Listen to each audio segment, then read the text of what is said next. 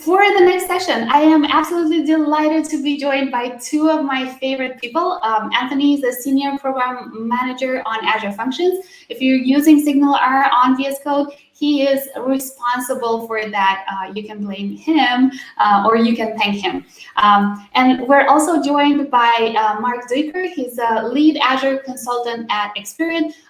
He's also an Azure MVP, and he's joining us from the Netherlands. Everyone give a warm welcome in the chat. We want to hear you. We want to see your presence there. To Anthony and Mark, they're going to be discussing overcoming serverless challenges with durable functions. Over to you both. All right, thanks, Simona. And thanks for joining us, everyone. So Mark and I are going to talk about durable functions today. And durable functions introduces a whole bunch of new patterns for programming Azure functions. But I guess before we get into those new patterns, Mark, maybe we should talk a little bit about some of the challenges that serverless functions face today that durable functions help us solve. Yeah, exactly. Yeah, so I'm a consultant and I usually go to other clients and to help them with some serverless challenges. And what I usually see is that they try to apply the patterns that they already know for several years and to apply it to an event-driven and serverless architecture. And that often does not work. For instance, when you're building an expense management tool that has several functionalities, you need to scan in the receipts, you need to analyze them, you need to do calculations, you need to store them and call out to different APIs. So how are you translating that to serverless? So I see some people putting all of that responsibility into one big function, but then they run into duration limits of Azure functions in the consumption plan.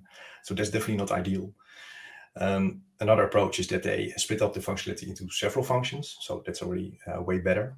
But then the challenge is how do you communicate between those different functions and how do you do with state transfer between those functions?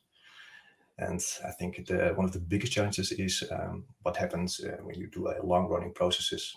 For instance, an approval workflow, you need to wait for an approval from a manager, and that can take maybe hours or days. I mean, regular Azure functions, they don't run for hours or days. So those were definitely a lot of challenges I see day to day. Yeah, that sounds good. So now let's jump into some of the patterns that durable functions adds to the way that we can write serverless functions. Yeah, let's do that. Yeah, and maybe before we do that, maybe very briefly what durable functions is, because durable functions allows you to write workflows or orchestrations in code. So that's fairly natural for developers. So you don't need to configure or you don't need to use a UI, which is not testable, just plain code. And the very nice thing is that the instance of that workflow or orchestrator is persisted to disk, and that allows you to have longer execution time, so you're not limited to the maximum execution time of 10 minutes, which is really, really a big win. When you're working with durable functions, you'll notice that there are several function roles. So let's start all the way to the left. So either you or a system triggers a function, and that could be an HTTP function or a queue-triggered function. It can be anything. And the responsibility of that client function is to create an instance of an orchestrator function. So that's the FO one. And that orchestrator function, that contains your workflow as code. So in that orchestrator function, there's usually some business logic. I'm first calling out to several activity functions. So those are the functions all the way to the right. So I'm first calling activity function 1, and then I'm calling function 2, and then function 3. So there you define the sequence of all of your activities. And what's usually inside those activity functions are calls to a database to get some data, or to store some data, or call out to an external API to get some data. So that's very typical for durable functions, that you have to deal with these different function roles. And the combination of all these roles allows you to really apply different application patterns, as you mentioned, Anthony. So let's start with this one, the function chaining. It's the most basic one, and the one you'll want to use straight from the bat, because you usually want to enforce some communication between functions. So you want to conceptually call first an activity, and then call another activity, and then another activity. But this is not how it actually happens when you use durable functions, because activity functions don't communicate with one another. It all goes through the orchestrator. So the orchestrator calls function A1, and then once the A1 is finished, the orchestrator will call function A2, and once that is finished, the orchestrator will call function A3.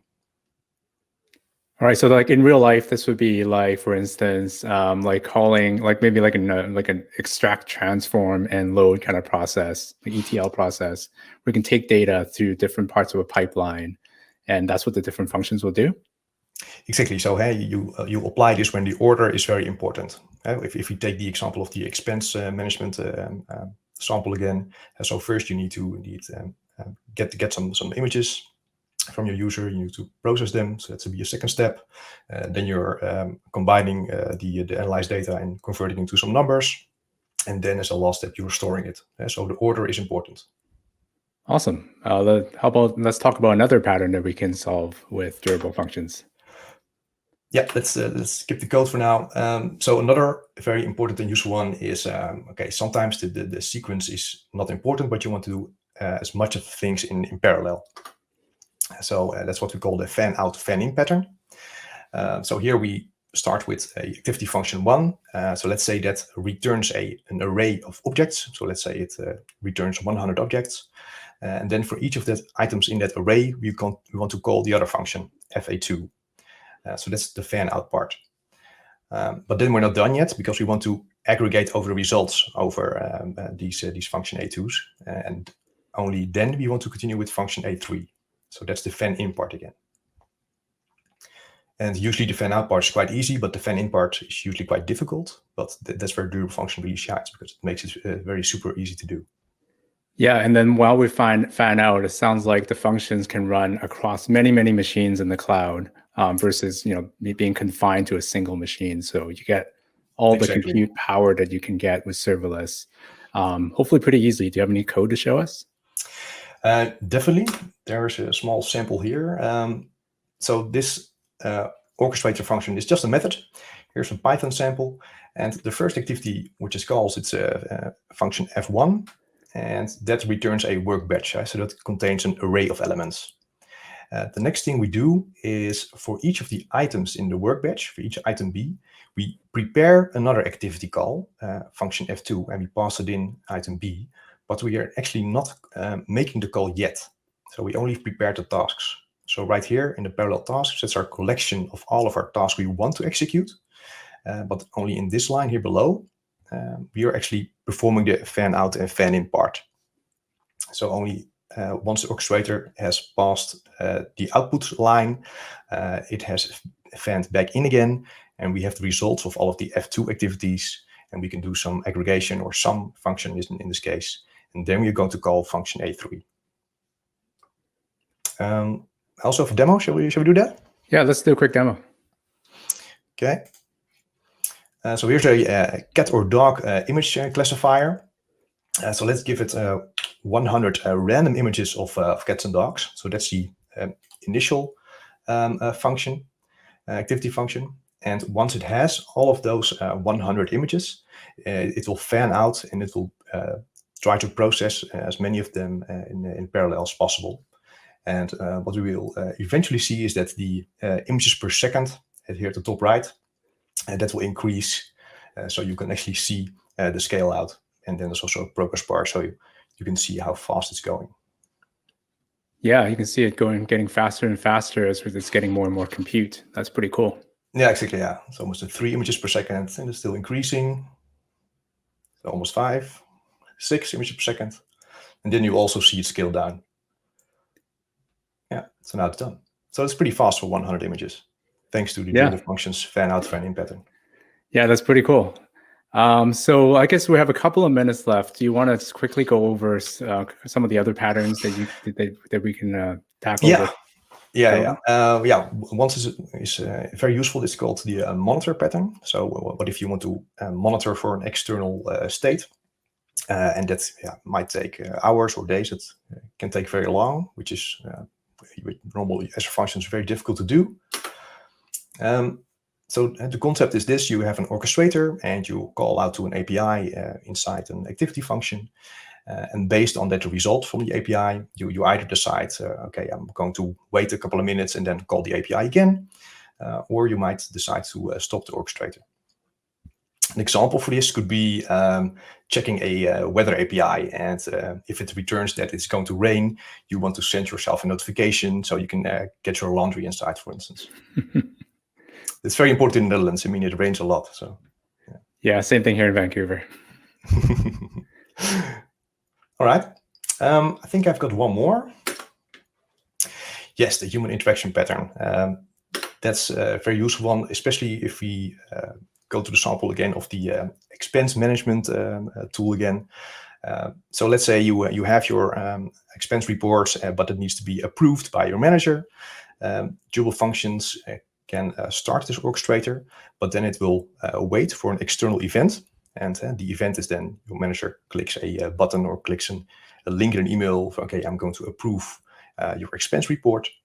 And based on that event, it continues with the orchestration. So in case your manager approves, it goes to function A1. And in case he will not approve, it will go to function A2. So that's a very nice way to put in human interaction events into long-running operations. Wow, that's really cool. Yeah, so hopefully that gives everyone a good opportunity to kind of understand what durable functions might be capable of, and you can dive in a little bit more later. Yeah, exactly. And there are even lots and lots more samples out there. It's just scratching the surface, but we've covered four of them. I have a bit of homework as well for people if they want to know more about durable functions, and I really advise you to look at this. So go to bit.ly/durable homework, and you'll see a couple of links there. I will briefly show it. So this is the gist. You'll end up in this gist. And it contains a link to a blog post by Mikhail Shilkov, which is a very nice, very readable, very approachable blog post with nice graphics on how durable functions work. Then a bit of shameless self-promotion, link to my vlog, because I've got quite some videos about durable functions. Most of the code samples are in C#, but all of the patterns are translated across all languages, so that should be fine. If you want to look at the demo you just saw about the cat-dog analysis, it's actually done by Anthony. So this is the GitHub link to it. And finally, the documentation is really very good, and it also has a lot of samples in many different languages. So please check all these links out. Awesome. Thank you, Mark. Cool. Any questions? Hi all. Okay, that was such a great session. I loved your slides, Mark. Those were really awesome. And then there were actually tons of questions in the chat, and we appreciate them. And I think if both of you, Anthony and Mark, can go into the chat and reply to some of them, that would be really awesome. There were some comments about Mark's t-shirt as usual, and we want to make up for a couple minutes of time. So I'm gonna switch over to the next session. But it was so great to have you both, Anthony and Mark. Awesome work, and I'm excited for everything that durable functions can help us achieve with serverless. So good to see you. Take care. Okay, you can all see that I'm a waiver. I am definitely one of those people.